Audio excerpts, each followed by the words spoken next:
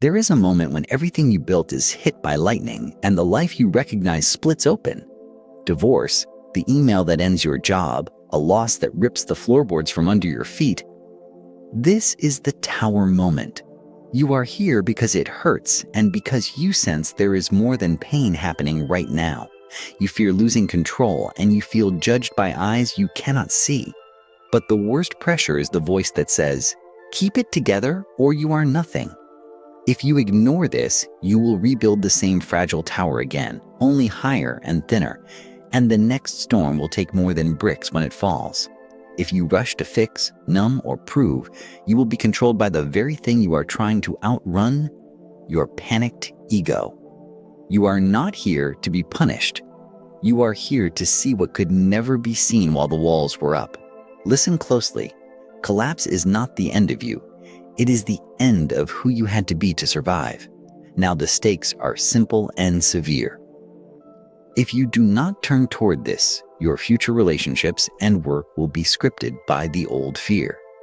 If you do turn toward it, you can become the person who cannot be controlled by circumstances because he finally knows what he serves. Let me tell you a story, because stories enter where advice cannot. There was a man who built a glass tower. Its walls shone with achievement and approval. From a distance, it looked invincible. Inside, however, the rooms were cramped and airless, and he barely slept. He told himself, if I can just get one more floor, one more title, one more promise kept, I will finally breathe. One night, a storm gathered. Lightning struck, and the glass cracked like ice under a boot. He grabbed the railings, but they bent like vines, and he slid down onto a floor of broken fragments. He thought, I am being punished. But when the storm passed, he stood outside the tower and saw something he had never seen before. Beyond the walls was a wide land he had not walked. A quiet old woman appeared at the edge of the field and said, it was never a prison, only a scaffold. The real home is wider. He wanted to rebuild immediately higher and stronger. She shook her head and pointed to the ground where roots wrapped around stone. She whispered, you built from fear of the wind. Build from the ground, he asked. What is the ground? She said, your deeper center. The part of you that is not your reputation, not your role, not your mask. Carl Jung pointed to that, and he called it the self, the deeper center that wants wholeness, not applause. The man realized his tower was not evil. It was a great effort by his ego to protect him, to avoid judgment, to control loneliness. But a fortress cannot hold the sky, and life will not be contained. Lightning was not punishment. It was a correction, a mercy with sharp edges.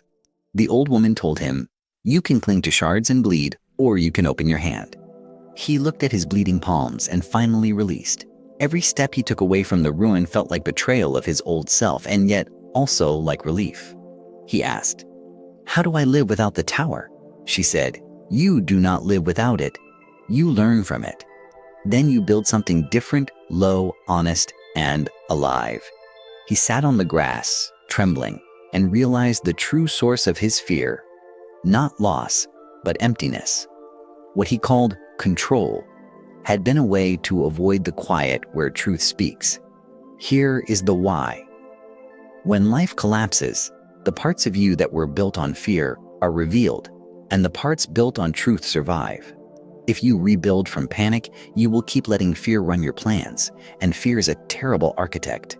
If you pause and listen, you can let the deeper center lead, and what you build will weather storms. So let me ask you directly, what are you clinging to that has already fallen? Who are you trying to convince that you are okay? And what part of you is so tired it could finally tell the truth? If you do nothing now, you will seek a quick replacement, another relationship with the same ghost, another job dressed in different words, another mask that seals tighter. You will call that moving on, but it will be moving in circles. If you act now, you can step out of the loop and into a line that actually goes somewhere. So, the story pauses here, and we switch to action. Here is what you can do now to turn catastrophe into a foundation for a life you can trust. First, Create a 72-hour ceasefire with yourself. No sudden decisions, no revenge moves, no desperate texts, no new grand plans. For 3 days, do only what keeps you alive and steady. Eat simple food, sleep, hydrate, move your body gently. Use a simple breath. Inhale for 4, hold for 4, exhale for 6, rest for 2. Repeat for a few minutes, 3 times a day. This is not avoidance. It is stopping the nervous system from writing your life for you. Second, remove the noise that pretends to be control. Silence notifications, step away from social feeds, and take a daily 20-minute walk without your phone. On that walk, practice noticing the pressure of your feet on the ground, the air on your skin, the weight of your shoulders. Your body is the ground.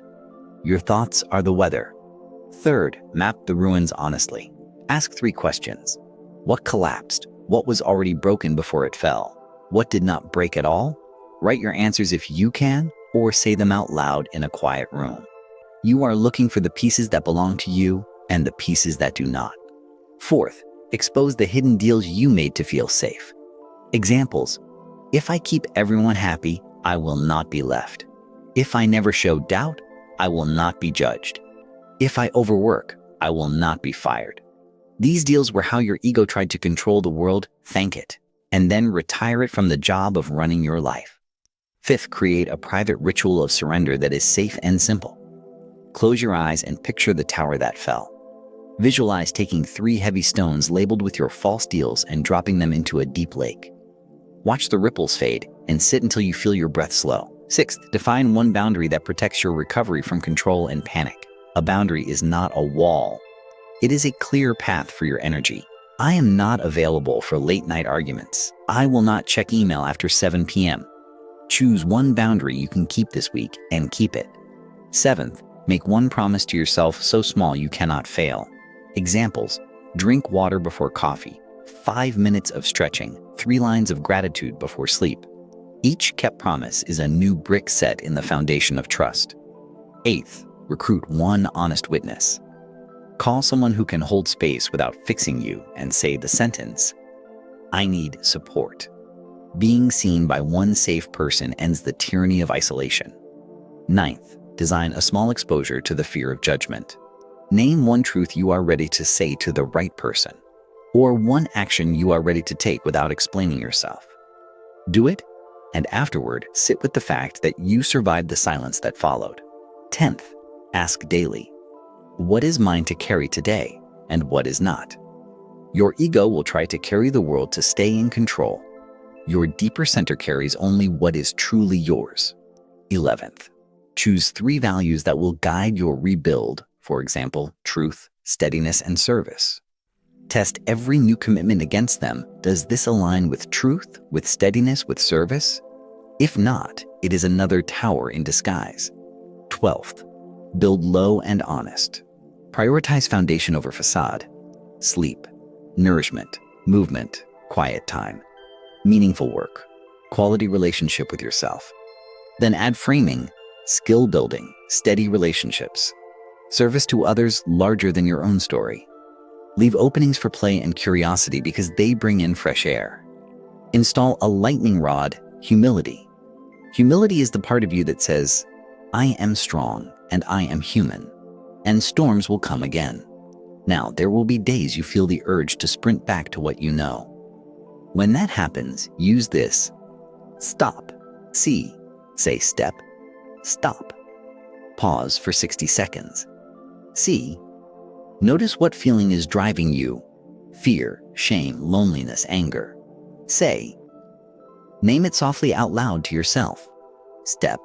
Take one grounded action from your values, not your panic.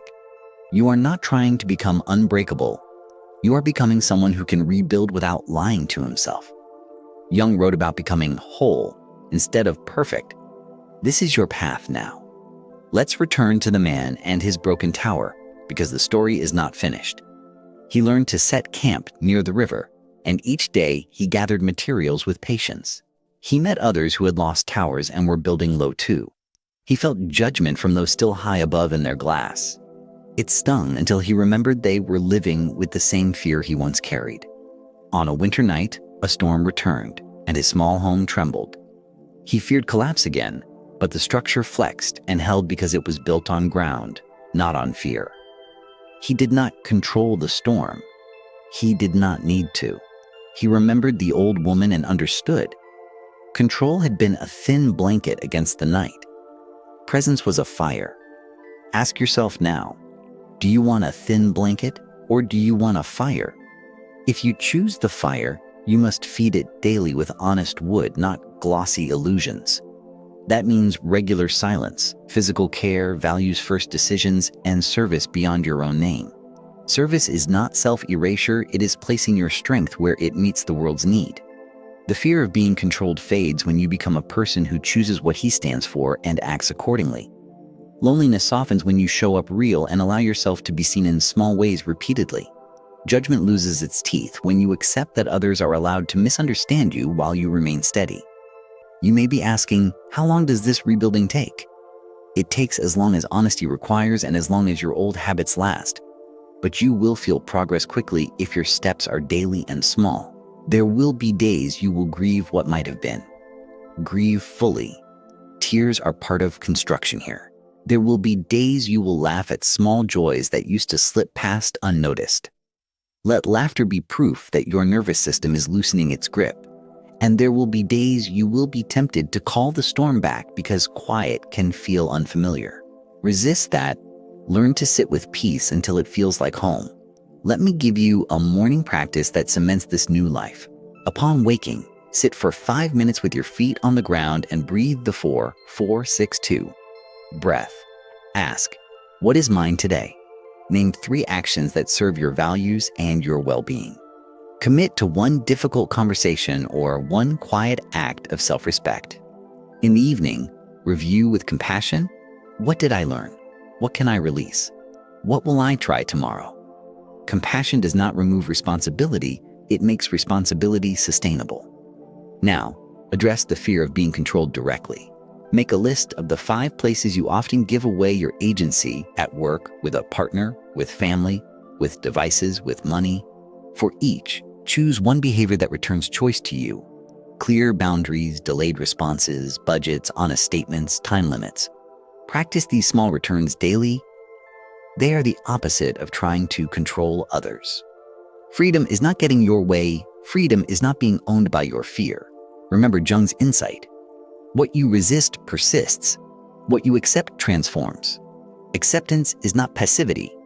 It is alignment with reality so that effective action becomes possible. For relationships after a collapse, proceed carefully and honestly. Do not seek a partner to finish your tower.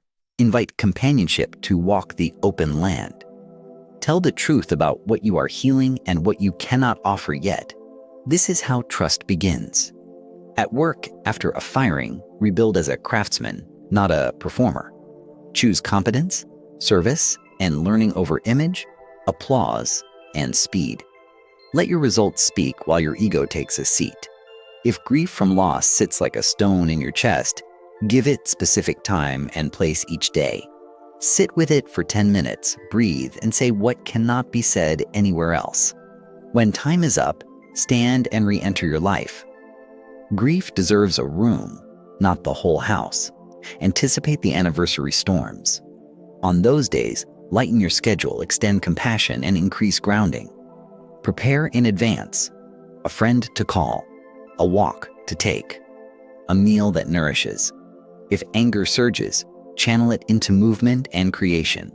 Chop wood, run, lift, paint a wall, clean a room. Let your body help the fire burn clean.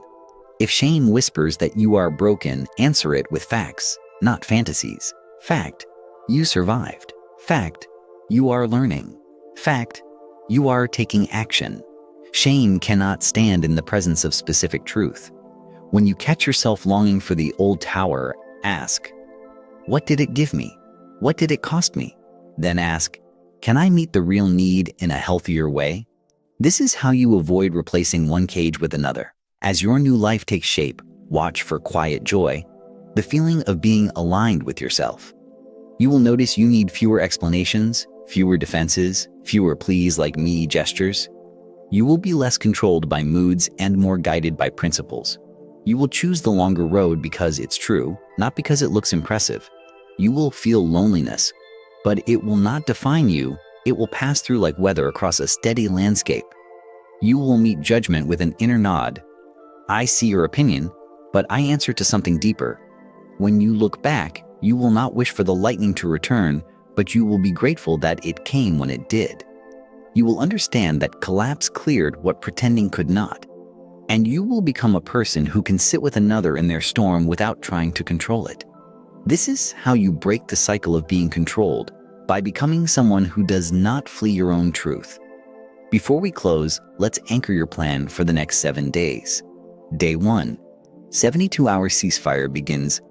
Breath practice, walk without phone, simple meals, early sleep. Day 2. Map the ruins, answer the 3 questions, and choose one small boundary. Day 3. Ritual of surrender, visualize dropping the stones into the lake, then call your honest witness. Day 4. Choose your 3 values and test your current commitments against them. Day 5. Take your small exposure, speak one truth or take one action without explanation. Day 6. Service day, do one act that helps someone without announcing it. Day 7. Reflection. What worked, what didn't? What will you try next week? Repeat the week with adjustments and watch how your inner ground firms. If new storms come, let them pass through your structure. You are no longer building heights to escape yourself. You are building a home for your whole being, strong enough to bend, honest enough to breathe. Control is not the goal. Relationship with reality is. The world will still be wild, but you will not be at war with it anymore. If you hear one thing, let it be this. Your life is not over. Your old way of living is. The tower fell so that a truer structure could rise from ground you trust. Do not waste this crisis trying to look fine. Use it to become free. Use it to grow. Use it to meet the deeper center that has waited for you for years. I am asking you to choose now, because delay is just rebuilding the same tower with a different paint color. Choose to stop, to breathe, to feel, to act from truth. Choose to become someone who cannot be controlled by storms because he is rooted in something deeper than weather. That is the real reason you are here. And when you finally step into the open, you will feel it. The quiet recognition. I did not lose myself. I found the part of me that cannot be taken. Carry that forward. When the next storm appears on the horizon, nod to it like an old acquaintance. You know what to do. You set your ground. You breathe. You act from truth. And you rebuild, not to impress the sky, but to live well under it. One last question before we part. Who are you without the tower? If you can answer that with your feet, your breath, and your choices, you will never be controlled by collapse again. Begin now. This is your ground. This is your life. This is your chance to build what can finally last.